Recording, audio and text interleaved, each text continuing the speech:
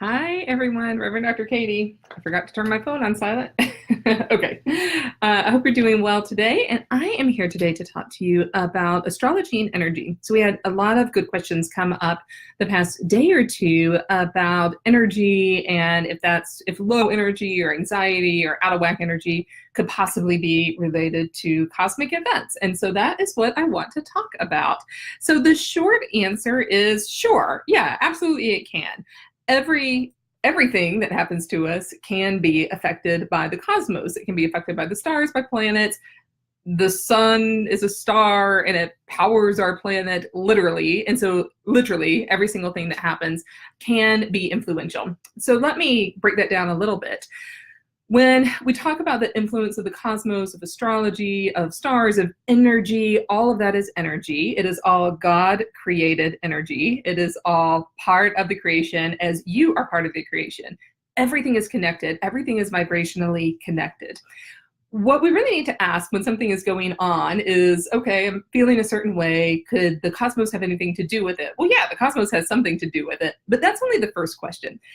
This invites us into a deep reflection of what's going on in life. Why am I feeling this way? What's going on internally? Every single thing that happens is an invitation for you to reflect on your own journey, on your own spirituality, on your own relationship to God's creation and what's going on. When we're able to do that, we're able to go with the flow of the universe, of the cosmos. We're able to be one with creation and tap into that energy and then expand our lives accordingly. So when we know about that a little bit, it tells us, oh, I need to rest right now. This is a great time for me to rest according to, my chart, according to what I'm here to do, or it's time for me to go out and to be active and to do things. That is where astrology can be really, really helpful in getting to know yourself and getting to know who you are so that you can go forth and fulfill the mission that you are called to fulfill. It's too easy if you say, oh, I'm anxious because this is happening, and then I'm not going to do anything about it. The key is that you actually have to go do something about it once you figure that out. So figuring it out is really fun, and that's the first step, but it's not where we stop. Then we're called to be self-reflective and to say, okay, well, now what? Now what am I going to do about that? Okay, I'm having low energy. How am I going to restore myself so that I can live into my Christian vocation at the highest possible level? So that is my that's the main takeaway that I would like for you to have about this. So I'm going to turn to some of the questions that were asked yesterday, which were really, really good. Okay. So someone asked a really Someone asked a really great question about grounding. And grounding is a really important skill. It's one of the first things I teach people in the Awakening and Transformation program. And it's especially important if things are chaotic in the sky for you for any reason at all. And so I would say that grounding is an essential tool for you as a metaphysical Christian. And it's a great thing to learn. So you're connecting with, after all, part of the cosmos, which is part of the earth. You're connecting with God's creation that God put us on. And that can be very grounding, sorry to use the same word. It can be very stabilizing when energy is going on. So yeah, if that's something that you are wanting to know more about, reach out to me, private message me, and we can talk about that if you're wanting to learn only about that, or if you're wanting to incorporate that as part of your life. Okay, another question. Yeah, how does astrology affect energy? So I would say every single thing that happens in the sky, we're constantly rotating. We on Earth are rotating. The Earth is hurtling through the universe. Our whole solar system is hurtling through the universe. So it absolutely does affect our energy, but this is very specific. So there's going to be some big things that happen, solar flares are going to affect everyone energetically. But when different things are in transit, they're going to affect everyone differently. So that really depends on your chart and your energy and everything that's happening around you. So it's very specific and very universal, kind of all at the same time. Okay. We had a great question about retrogrades, like when a planet appears to be moving in the opposite direction, and can that have anything to do with your mood? Yeah, so the example that she used is Mercury in retrograde, and yes, so this is when a planet appears to be moving backwards in the sky. It's not really. It's because of all of our different orbits that it appears to be moving that way.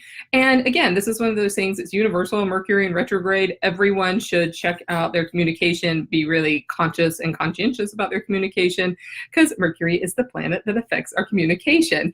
But then it's also very specific about where Mercury appears in your chart, and that will help you know to be extra sensitive at that particular point in time.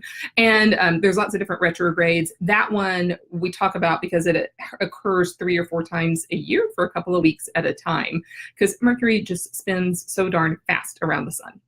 And then, yeah, I think those were all of the questions that we had. So what I want to invite you to do is I'm going to put a link in the comments. And hey, everyone, see people tuning in. Hey, hey, hey, it's good to see you.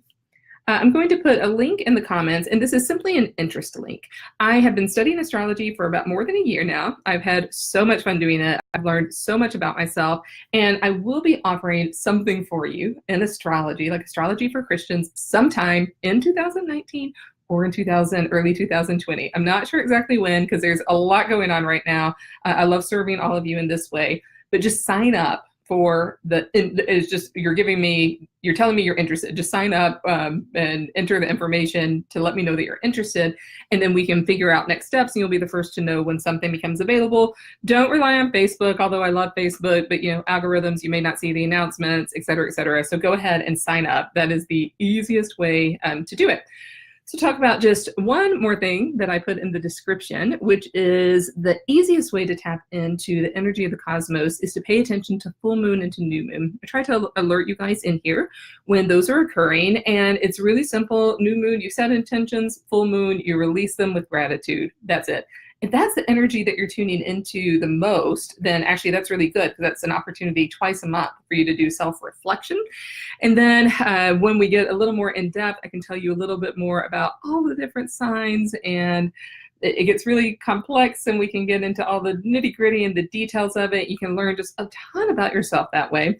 And I love talking about this in the context of Christianity, because there's a lot of stars and moons that appear in the Bible.